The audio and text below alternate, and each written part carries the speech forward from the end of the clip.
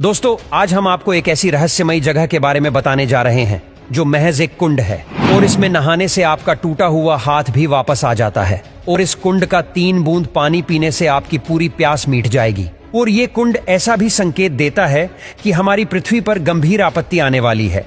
तो दोस्तों, इस कुंड को भीम कुंड के नाम से जाना जाता है। यह भीम कुंड मध्य प्रदेश के छतरपुर जिले से करीब 75 किलोमीटर दूर स्थित बाजना गांव में मौजूद है।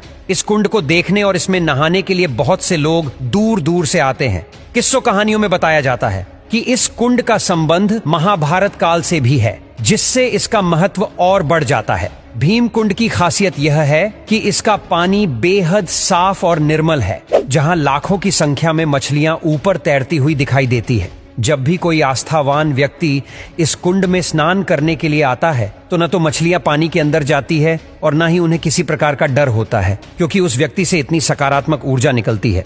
भीम कुंड की गहराई नापने के लिए कई वैज्ञानिकों ने दिन रात एक कर दिए, लेकिन आज तक कोई भी वैज्ञानिक और संस्था यह पता नहीं कर पाई कि आखिर भीम कुंड की गहराई कितनी है और आखिर कैसे एक छोटे से कुंड के अंदर समुंदर जैसी स्थितियां पैदा होती है। आखिर इस कुंड का महाभारत में क्या महत्व था, चलिए इस बारे में आपको थोड़ा बताते हैं। दरअसल ऐसा माना जाता है कि पांडव जब अज्ञातवास में रह रहे थे तब उन्होंने अपना कुछ समय भीम कुंड के आसपास गुजारा था। कहते हैं कि कई दिनों तक घूमते घूमते द्रौपदी को जब प्यास लगी तो पांडवों ने इधर उधर पानी की तलाश की, लेकिन आखिरकार जब उन्हें कहीं पर भी पानी नहीं मिला तो भीम ने अपनी गदा से एक चट्टान में जोरदार प्रहार किया और उसके नीचे से एक बड़ा सा जलाशय निकला।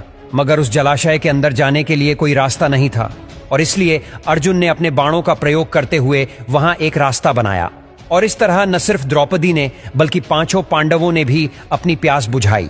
और यह कुंड भीम द्वारा बनाया गया था, इसलिए इसे भीम कुंड कहा जाता है।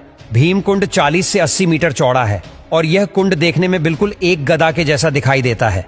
भीम कुंड के चारों तरफ आज भी कुछ निर्माण कार्य दिखाई देते हैं, जो इस बात का प्रतीक है कि पांडवों ने भीम कुंड के अंदर लगभग 1 वर्ष तक का समय बिताया था और शायद कुछ समय के लिए यहां तपस्या भी की थी।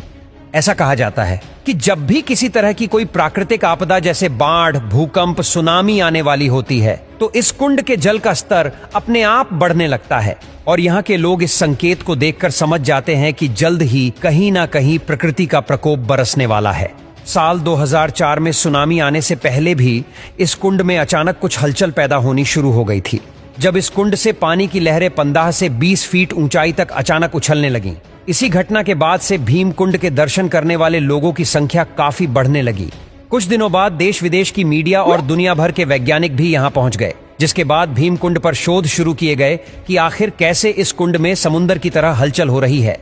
हैरानी की बात तो यह है कि वैज्ञानिक कई दिनों तक इस कुंड की गहराई को नापने की कोशिश करते रहे और कई गोताखोरों ने कुंड के अंदर झांक कर देखा। लगभग 22 फीट पानी के अंदर जाने के बाद वो लोग आगे नहीं जा पाए, जैसे कोई ताकत उन्हें आगे जाने से रोक रही हो। वैज्ञानिकों का कहना था कि इसकी गहराई नापना संभव नहीं है। इसके अलावा यहाँ गहराई में कई क्विंटल वजन की मछलियां मौजूद है और अंदर पानी का बहाव भी बहुत तेज है और साथ ही नीलम पत्थर के जैसी एक बड़ी चट्टान भी है।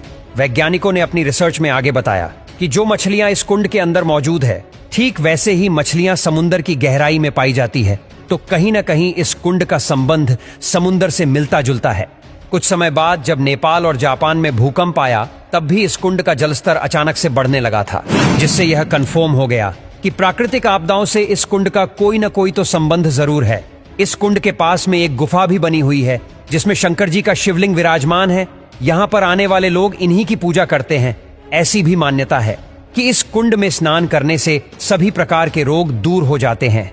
इसलिए लोग इस कुंड का जल बोतल में भरकर ले जाते हैं, क्योंकि ऐसा भी कहा जाता है कि इस कुंड का पानी गंगा जल के समान पवित्र है। ऐसा कई सालों में देखा गया है कि गंगा के जल की तरह ही भीम कुंड के जल में भी कभी कीड़े नहीं पड़ते। ये एक अनंत स्रोत की तरह है, जिसका पानी कितना भी उपयोग में ले लिया जाए, लेकिन इसका स्तर कम नहीं होता। एक बार तो राज्य सरकार ने इस कुंड को खाली करने के लिए यहाँ वाटर पंप लगवाकर कई दिनों तक इसका पानी बाहर निकलवाया था, लेकिन इसके बावजूद भी भीम कुंड के जल स्तर पर कोई प्रभाव नहीं पड़ा। वो जितना पहले था, हजारों लीटर पानी निकालने के बाद भी उतना ही रहा। इसलिए लोग इसका प्रयोग पीने के लिए करते हैं। इस कुंड के अद्भुत जल के विषय में एक और चीज कही जाती है कि चाहे पीने वाले व्यक्ति को कितनी भी प्यास लगी हो, अगर इस कुंड का मात्र 3 बूंद जल भी उसने ग्रहण कर लिया तो इंसान की पूरी प्यास बुझ सकती है। इस कुंड से जुड़ी हुई एक और हैरान करने वाली बात यह है कि इसमें डूबने वाले व्यक्ति का मृत शरीर कभी नहीं मिल पाता।